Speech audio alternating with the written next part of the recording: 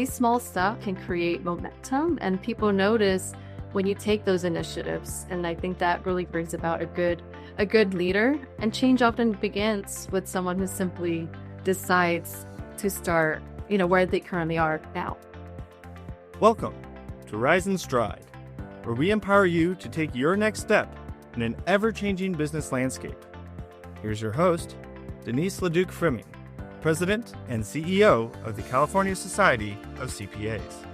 Hello, and thanks for joining us for another episode of Rise and Stride, where we bring together diverse voices to explore leading topics to help you navigate the seemingly ever-changing business landscape. We have two special guests with us today, Rosario Bobadilla-Farias and Dee Wu, who earned the CalCPA Public Service Award and Educator of the Year Award, respectively. Rosario is a partner with HCVT, where she began her career and provides audit services to various organizations, including aerospace and defense, healthcare, and media and entertainment, just to name a few. She also leads her firm in Diversity, Equity, and Inclusion Committee, and in her community, she is a board member and treasurer of the Children's Clinic in Long Beach and participates as a guest speaker at various accounting programs, where I've seen you, Rosario, many times. Dee is an accounting professor at California State University, Bakersfield, and is noted for his excellence in teaching and mentoring, educational innovation, and involvement in professional and academic societies that help shape the future generations of CPAs. Thank you both for joining us today. I'm so excited to have a conversation with you. And I just have had the pleasure of spending time with you at various events that we've had. And I would tell you, you all are in for a treat because you have two fabulous leaders who really have passion and engagement in the profession. So thank you. Glad to be here. Maybe we get started. We always like stories. I think we all love stories, a good story. So maybe you each can share with us kind of your story, how you got started and actually joined your organizations, and then also how you became engaged in our profession. Yeah, I'll get started. So going back to how I started my accounting career. So I didn't know what accounting was growing up. So, I just knew, okay, you got to work hard, go to school, get the good grades. And I did take an accounting course in high school, actually. So my high school did offer an accounting course. So went over to Long Beach Valley High School, graduated, and then started at Pepperdine University. So that's where I received my 4-year education. And I actually started as a business administration major. And it wasn't until I took that first college accounting class that I really enjoyed it. And the professor who was head of the accounting department, she said, you're really good at this. You should just consider changing your major from business administration to accounting. I said, sure. I'll do it. I love the course. I've always been more with numbers. So that's how I started with accounting. And then started at HCVT right out of college. So I found a firm. We were much smaller back then. So this was 21 years ago when I started at HCVT. So we've probably actually more than tripled in size. We had about 100 people at the time. We're over 800 now. And really found a firm that I really enjoyed. I was thinking I was just going to do like 2 years, get my audit hours, and then go move on. But here I am 21 years later. It's been a great ride, great profession. And just being able to also give back to the community at the same time has been very. A lot of people say they were going to do 2 years and be out, and they stayed for 20 years. It's a common story that we hear. It's the people, right? It's the people, exactly. The people, the culture, very important. Great story. Dee, can share with us. Path. Thank you. Thank you so much. First, I'm glad to be here today, and thank you for the question and opportunity. So I was originally trained in the STEM field, and later I had the opportunity to work in business and consulting fields, where I gained a lot of experiences in HR, budgeting, and planning.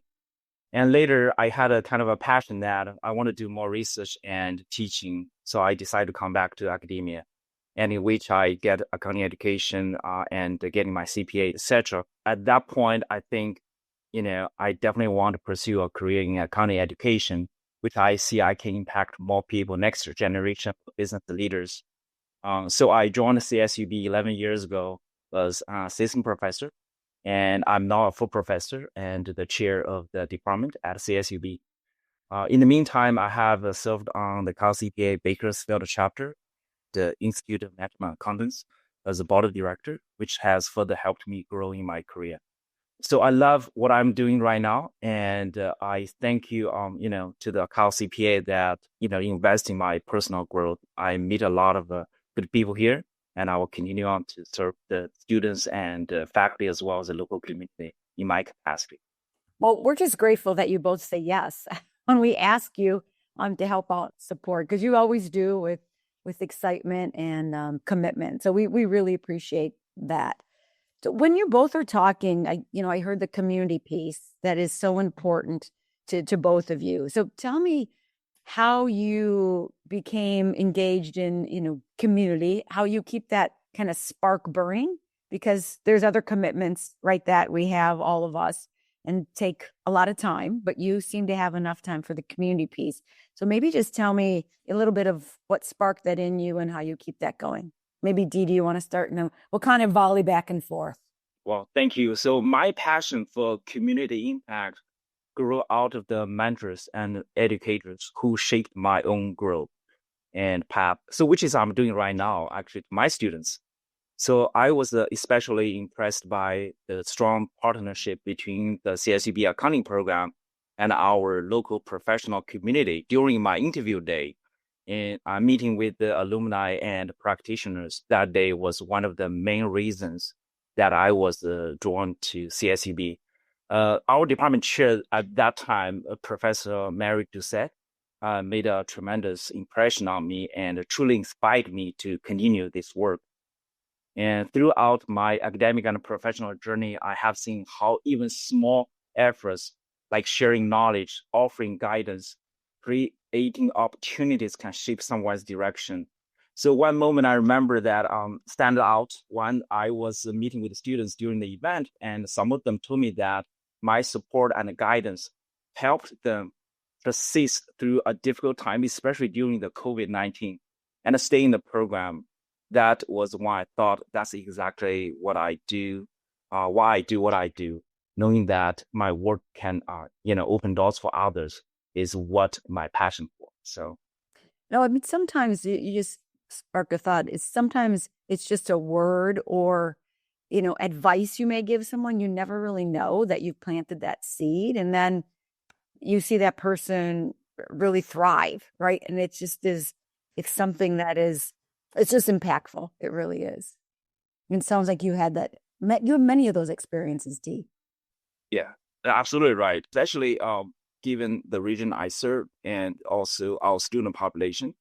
And I feel that sometimes they do need extra feel from us to inspire them to continue on. And that piece actually making me so proud of myself as well as my colleagues, local partners in the engagement with the students, with the local professionals, etc. So that's something I probably will continue to do in the rest of my career. It's powerful. Rosario, what from a community standpoint, what sparked that in you? Yeah, so I would say, community impact has always been a core part of who I am. And I would say, the spark really came, just from my own upbringing as well, too. So just being able to, give back to the community that gave to me and just being able to inspire students similar to how I was inspired growing up as well, too. So, it instilled in me was working hard, giving back to others, hoping where you can. So I think that's really where that spark really came from. And then just being able to find a firm like HCBT that values these type of initiatives, so community service, giving back. So I think that's really been very valuable to me. And so just being able to, I quickly realized that the knowledge that we have can change someone's life, just being able to give back and, going back to it being very impactful as well too. So helping us students see that there's a future that maybe they didn't know existed. So very happy to, provide whatever resources and knowledge that I can for students. Mm-hmm.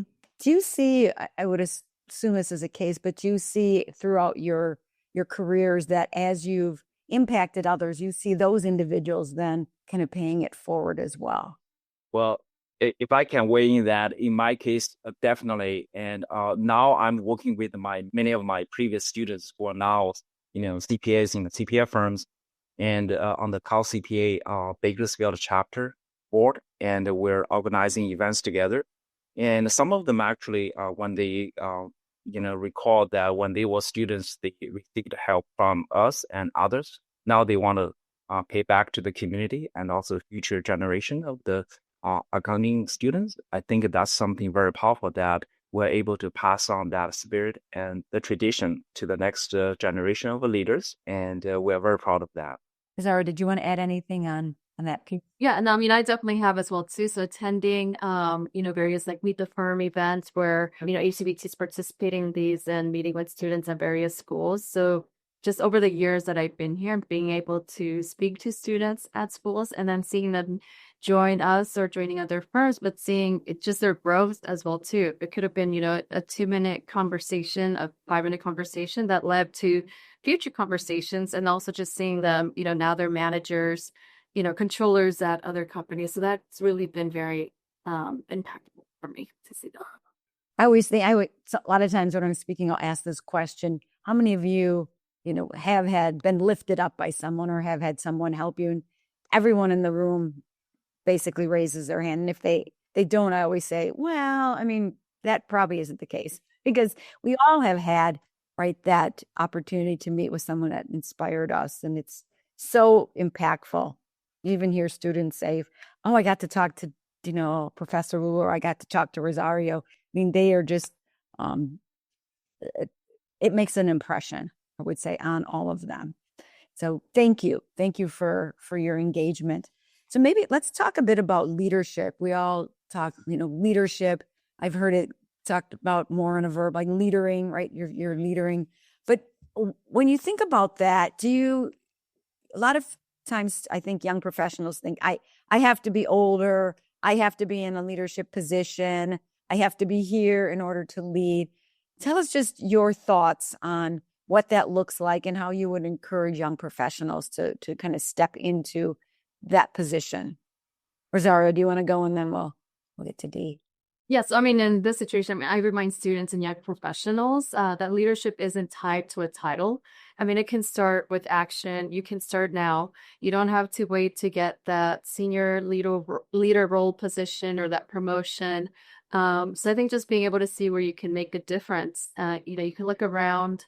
There may be a classmate who needs support, a process that could be approved, an idea no one has voiced yet. So these small steps, these can create momentum, and people notice when you take those initiatives. And I think that really brings about a good leader. And change often begins with someone who simply decides to start, where they currently are now. So not having to wait for that next new role or position. Mm-hmm.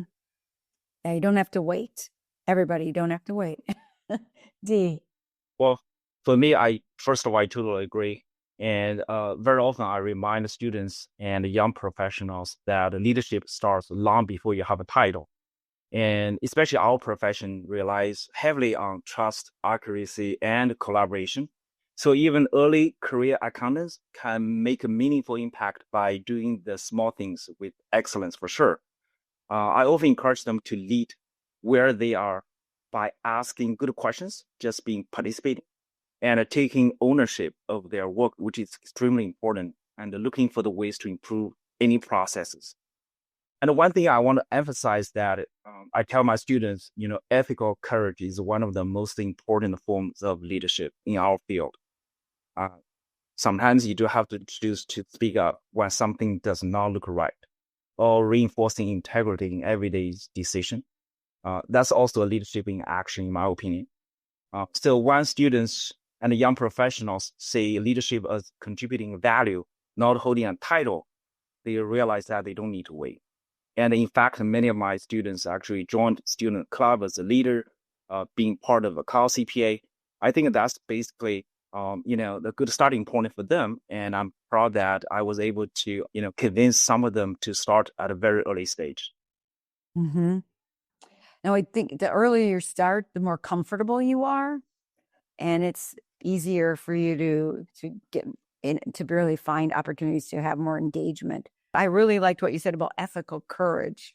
There's probably a little gap of ethics at times in our society, and so we are those truth sayers, right? We're the individuals that people go to and know that. I always remember from when I was in school, they always said fact and appearance. And fact, okay, but then appearance brings a whole nother level. I think about that, and it's been many years. I won't say how many years, but many years since I went to school. But I always think about that is our obligation to really having that ethical lens. So I'm glad you mentioned that for students. I hope it sticks like it stuck with me, so they think about it, because it's something we need more of, really, in our communities. So maybe we talk about leadership because both of you, when you speak, you really have specific intention of what you're doing and how you're focused. Maybe, Dee, you can start us out with, what does it look like, leadership with intention, being focused and really making an impact? What does it look like and mean to you? Absolutely. To me, leading with intention means being clear about why I'm doing something, not just what I'm doing. In my opinion, it's about making decisions that align with my values, staying purpose-driven, and ensuring that my actions support the people I serve. In my day-to-day work, that looks like listening very carefully and being thoughtful in how I use my influence, especially now I'm a department chair, and creating opportunities for others to grow. In the community, it means choosing appropriate projects that have real impact and committing to them fully, not just being involved for the sake of involvement. Rosario.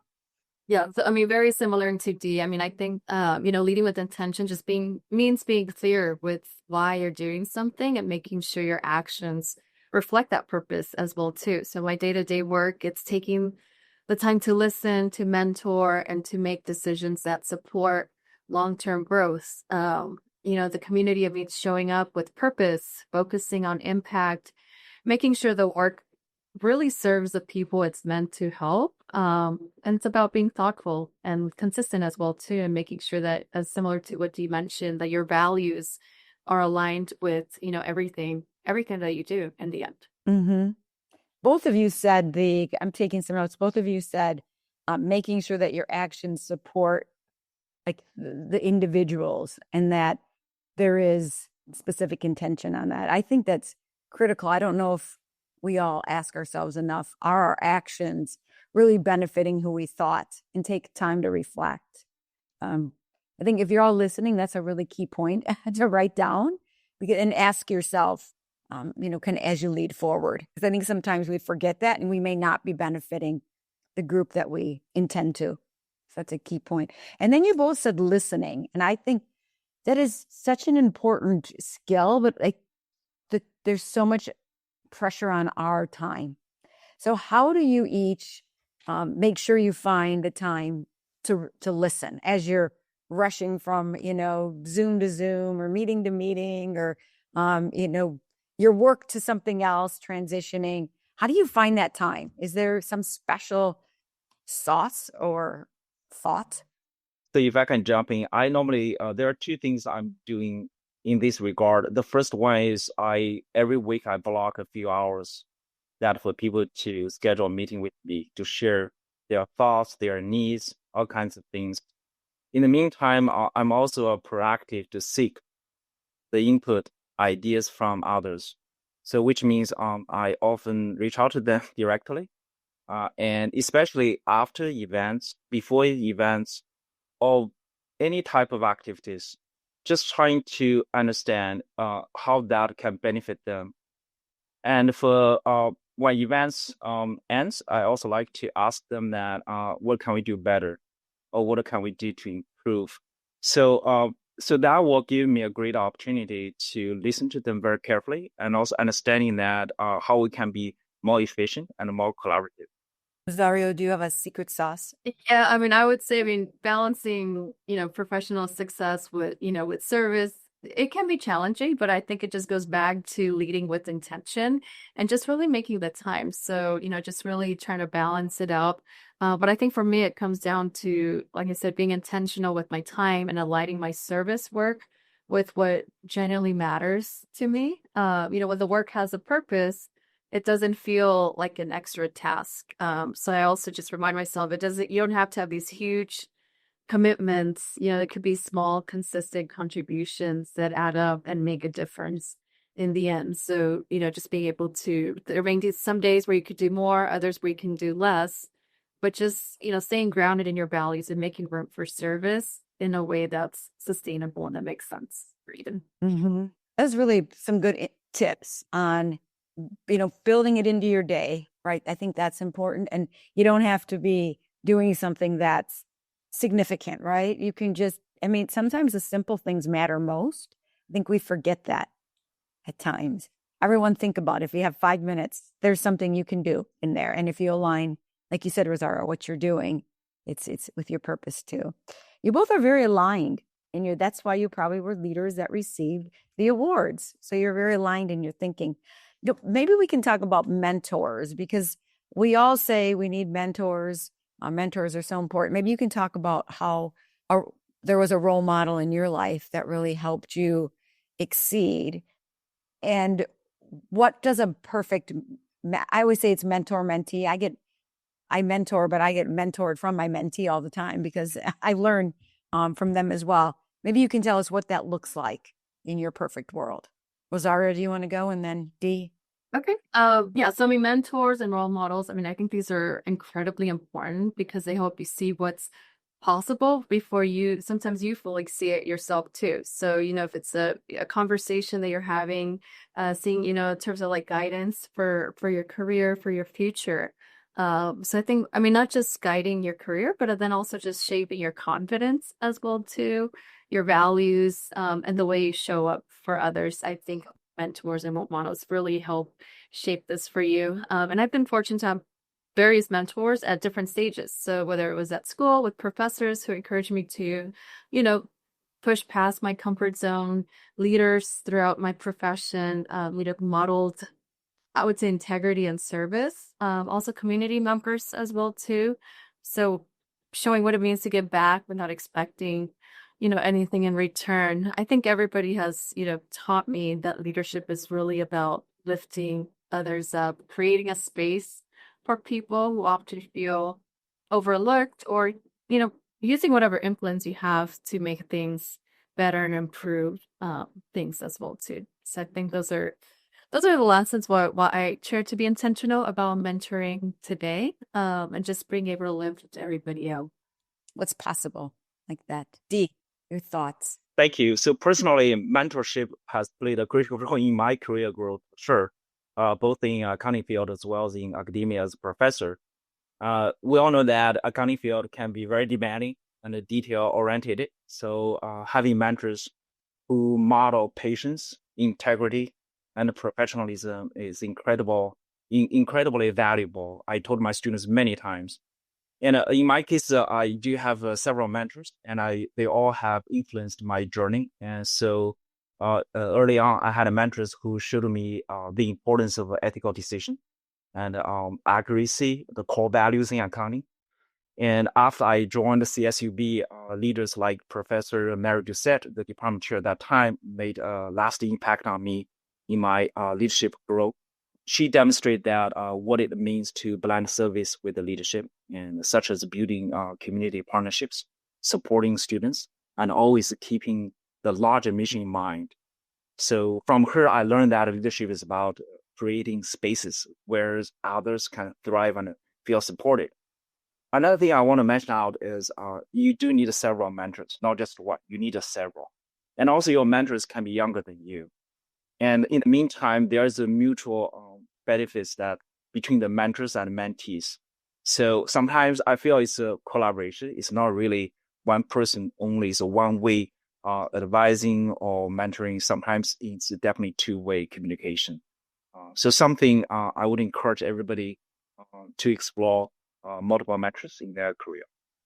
you both said that of Rosario, different mentors at different times, several mentors, and it is a two-way. I will say I learned from my mentees, and then it goes back and it's a mentor mentee. So you learn, if it's doing it right, you both can learn from each other, because there's areas that your mentee excels at and areas your mentor excels at. So it's definitely, if you do it right, it's an open communication. Just curious, do either of you have, I have like a little list always in my wallet of, I call it my board of directors, but it's individuals I can reach out to if I have a question or if there's something I'm grappling with. I know they'll give me like the real information and be, honest. Do either of you have like a group that you go to if you have questions or something you have to deal with? I do actually, even just within my partner group here. So it may be other women within the partnership as well too, that I'll ask for advice or just, ask some questions externally as well too. And then just, as I mentioned, just over the years, I've had mentors that I'll, ask to, have coffee or lunch, and just being able to, depending on the situation, just being able to contact them and then bounce back ideas as well. So that's been very helpful. I mean, just over the progression of my career, and still continuing. It's a two-way street. So it's not just one way. Mm-hmm.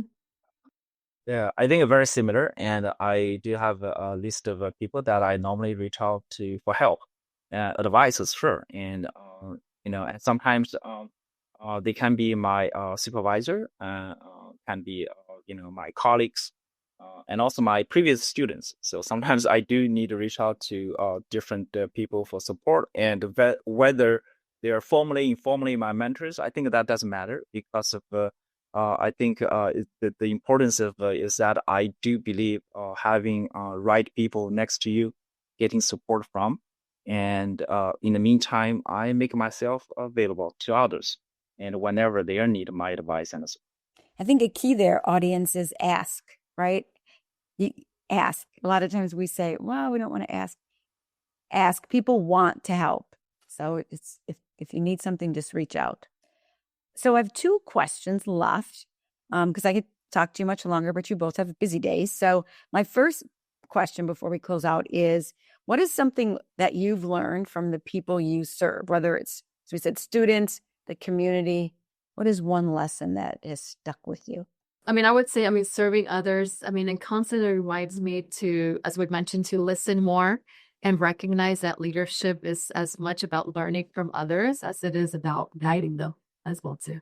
Well, in my cases, first of all, my colleagues, my students, as well as the community friends, have taught me the importance of the perspective and adaptability. So in accounting, we often think in terms of precision and structure.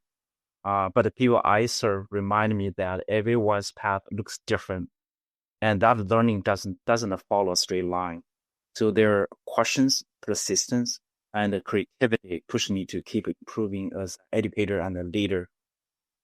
They also have shown me how powerful encouragement can be. Sometimes a very small conversation or limited guidance can change someone's confidence entirely. I mean, that happened a lot during the COVID-19 when I met with many students and previous graduates, many of them. And I see that, the little conversation really, really helped them a lot. And seeing that impact has taught me to never underestimate the value of kindness and presence in leadership. Mm-hmm. Those were great answers. I hope everyone took some notes on those. So closing us out, what would be your advice to those who are listening and say, I've been so inspired by both of you and what you've done and the connections you made. What can I do? It's the one step I could take that could make a difference. Dee, do you want to go? And then Rosario. Sure.